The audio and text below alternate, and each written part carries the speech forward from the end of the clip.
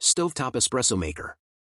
Primula Classic Stovetop Espresso and Coffee Maker, Mocha Pot for Italian and Cuban Cafe Brewing, Greca Coffee Maker, Cafeteras, 6 Espresso Cups, Silver. The Primula Classic Stovetop Espresso and Coffee Maker, also known as a Mocha Pot, is a traditional Italian-style coffee maker that is also popular in Cuban cafe culture. It features a classic design with a silver finish and is capable of brewing up to 6 cups of espresso.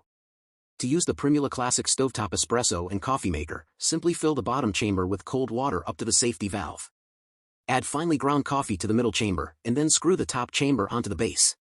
Place the Mocha Pot on your stovetop burner over medium heat and wait for the coffee to percolate up into the top chamber. The Mocha Pot is a great option for coffee lovers who want to enjoy the rich and bold flavors of espresso without the need for an expensive espresso machine.